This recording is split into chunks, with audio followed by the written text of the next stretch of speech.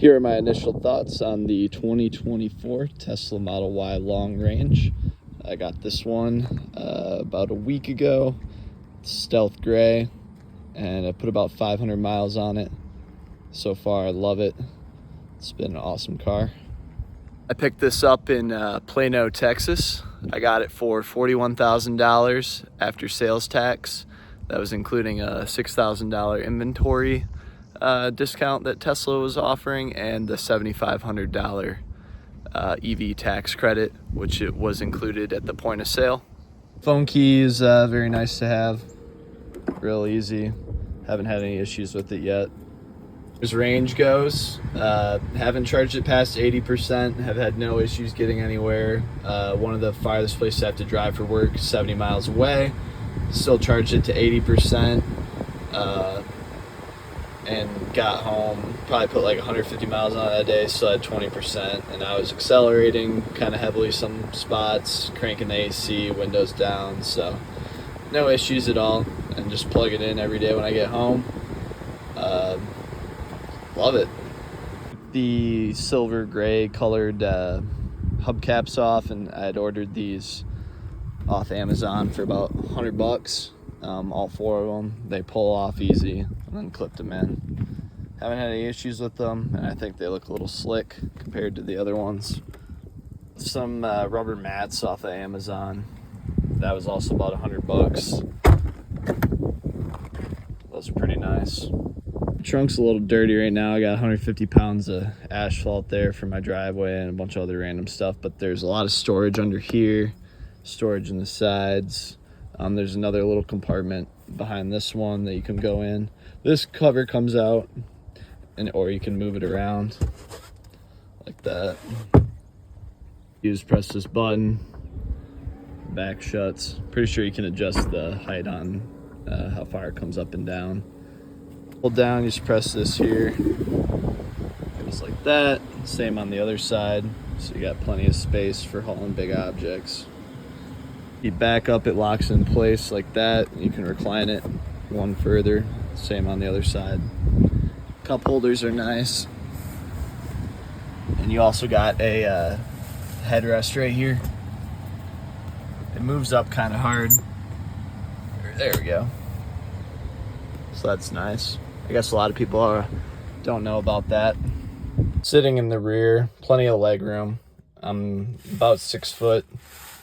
And I have the seat, driver's seat adjusted for me, and I got plenty of space to put my legs if I was in the middle.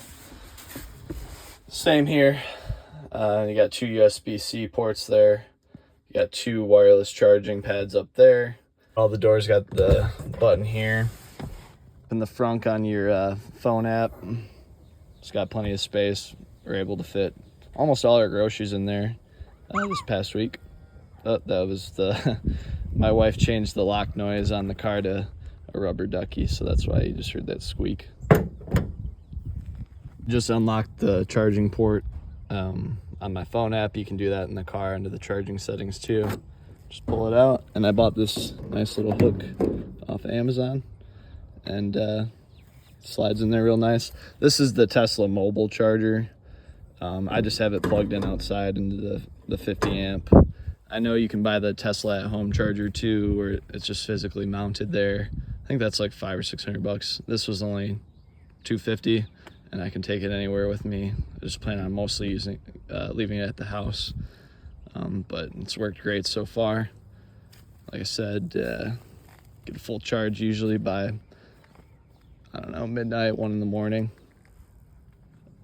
Yet to charge it to 100% though. Any more storage space in here. Same here. Then push that down when you're driving. It's neat kind of driving a lot without the brake, since it's got that regenerative braking. You just let off the accelerator and it slows down fairly quickly. Just let off there. And we're at complete stop. You just press the button at the end of the gear shifter there. You're in park. Foot on the brake, push all the way up. You got this nice backup camera here. It shows your surroundings fairly well. You can see the dog back there. So it's kind of neat, and I think it's even got him on there. You can kind of see him. Pretty interesting. Driver profiles. Got my wife on here, me, her brother. You can set the mirrors and the seats to how you like it. I think the steering wheel and maybe a couple other things. It's very nice to have when you're switching between drivers. And heating takes a little bit of time to get used to. It's got a bunch of different settings. You can manipulate it here, split it, put it back, up, down.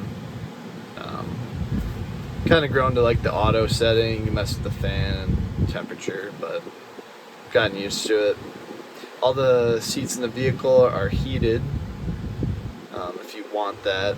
Personally, I don't really care for that, but it's just another nice thing to have. Defense mode. It's got that big HEPA filter in here. I haven't really used it much, but when you hit the button, the fans start sounding differently, and kind of curious to try it out in the city and see if you can really tell the difference between the cabin air and the outside air when you get out. You got so many different settings in here. You could make tons of different videos. I'm sure I might do that in the future. This came with the full self-driving beta. Really pretty slick so far. When I've used it, very few interventions. I've noticed that at stop signs and turns and stuff, it can be kind of slow. So that's really the only time I usually take over, is just to hit the accelerator. It's the settings, the campfire mode. I have it on always rainbow when I'm driving. Put it on Santa mode a couple times. It's interesting. You can replace the horn with different sounds. Preview this one. Kind of like the DJ horn. So you can keep the horn and then it plays that after, or you can just completely replace it so that when you hit this, it only does that and no horn noise. Pretty neat. And it's got recording of me messing around with the car. You can see me there recording. It's kind of neat. It's been not useful yet, but I imagine if you're ever in an accident or saw something that you could like report to the police, come in handy. Glass roof. It's nice driving around. I know my wife and her mother were sitting back there yesterday when we were driving around. They're just staring up at the clouds and the sun. Pretty cool. On this one, I think is 4.8 seconds. You can buy an acceleration boost in that for $2,000, and that gets you down to 4.2 seconds. I can't remember if I mentioned it earlier, but it's got about a 300-mile range. I think that might be a little generous, but maybe when you're on autopilot at a slower speed, you probably could get that. So far, I haven't had any issues with it, and I love this vehicle. I highly recommend it. If you're thinking about buying one, I have my referral link in the description. I'd love it if you ordered off of that. We could both get, I think, some 3 months of full self-driving subscription for free. If I'm not mistaken, they might have changed that. But if you got any questions, comments, suggestions, go ahead and drop them in the comments section for me. Thanks for watching.